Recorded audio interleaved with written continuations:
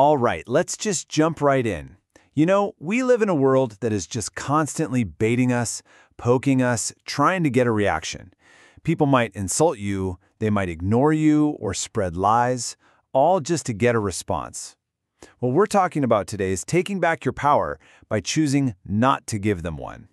It's really about the difference between you being in control of your life and letting other people control you. So let me ask you something. How many times has a split-second reaction cost you something you really cared about?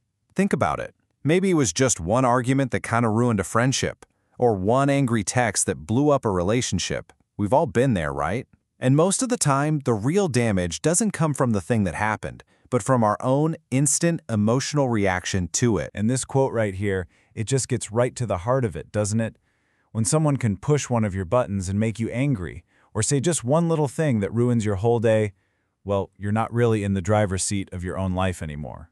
When you react, you're basically just handing over your peace, your power, you're giving them exactly what they wanted in the first place. Okay, so to get that power back, the very first step is to understand the trap that we all fall into way too often. So let's break down what's really going on inside us when we get triggered. You know, this puppet metaphor, it's perfect. Because every single time you react without thinking, the person or the situation that triggered you is literally pulling your strings.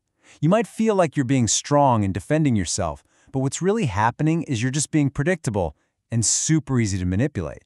You've kind of given up your freedom. And this brings us to maybe the most important distinction in this entire explainer, the huge difference between a reaction and a response. See, a reaction is fast, it's emotional, it's totally automatic. It's how you give your power away. But a response, that's the total opposite. It's calm, it's conscious, it's intentional. And that is how you take your power back. The goal isn't to feel nothing, it's to choose how you act on what you feel. And listen, this idea has some serious real-world consequences. Think about this story of a young, super hardworking guy. After he got unfairly criticized in a meeting one day, he snapped. He exploded. He was shouting, arguing, and just like that in a flash, he wasn't the hard-working guy anymore. He became the emotional guy. That single reaction completely undid years of great work. He didn't win the argument, he just lost control of his own story. And that's what really sticks with you, isn't it? Years from now, what do you think that man remembers? It's not the original insult. That's long gone. It's the shame and the regret he feels about his own outburst. The pain that really lasts is so often from our own reactions, not the thing that set us off. That's the heavy weight we end up carrying around. Okay, so we understand the trap. The obvious next question is, how do we get out of it? This next part is all about building a practical, hands-on toolkit you can start using, like today, to shift from being a reactor to becoming a responder. So here they are, 3 simple, but trust me, incredibly powerful tools for your toolkit.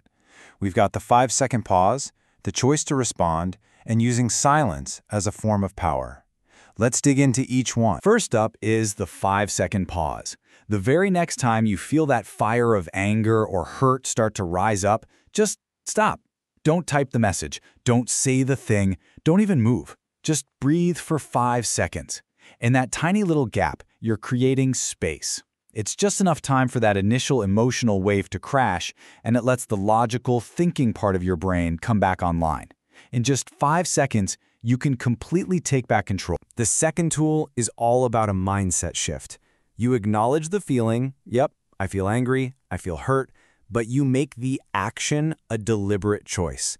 And you do that by asking yourself this incredibly powerful question. Am I reacting to what just happened, or is this feeling actually coming from some old wound? This one question separates the feeling from the action, and it gives you this space you need to respond with wisdom instead of just pain. And tool number 3, silence. We're often taught to think of silence as being weak, like you're surrendering, but it's actually a superpower. When you choose a calm silence over shouting or arguing back, you keep your dignity intact. And the person who's trying to get a rise out of you, they're just left confused. They have no idea what you're thinking, and they have no idea what you're going to do next. That mystery, that is a profound form of power. When you boil it all down, all of these tools are really about one thing: protecting your energy. I want you to think of your energy like it's a finite resource. Just like your money or your time. Every single time you spend it on pointless drama, you have less of it for your actual goals. Stop trying to explain yourself to people who are committed to misunderstanding you. Your energy is for building your life, not for winning arguments. Not every battle you're invited to is worth showing up for. So, now we have the tools. But let's go deeper. Because real, lasting change doesn't just come from these external techniques. It comes from truly mastering the inner game and understanding the root cause of our reactions. So let's be honest, why is this so hard? Why do we have these hair triggers that seem to go off before we can even think?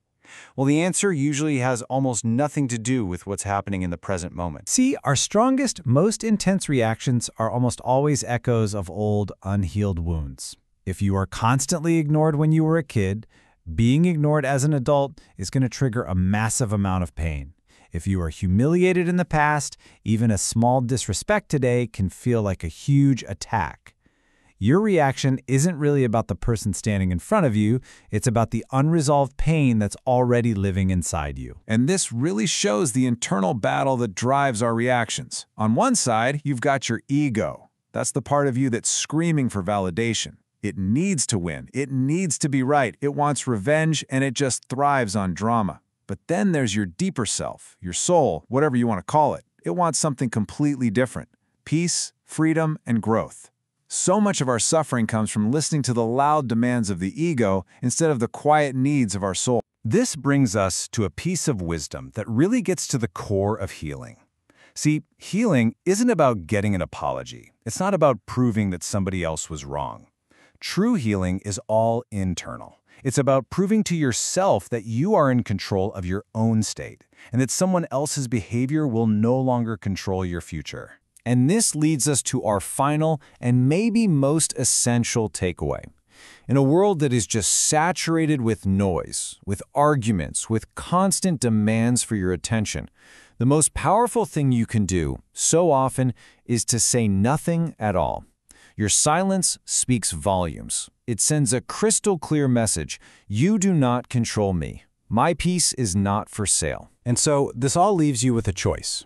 It's a choice you get to make every single day and every single interaction. Are you going to keep being a puppet, reacting automatically from the pain of your past? Or are you going to pick up your tools, master your inner game, and start responding from the quiet, unshakable strength of the future that you want to build for yourself? The power is, and it always has been, yours.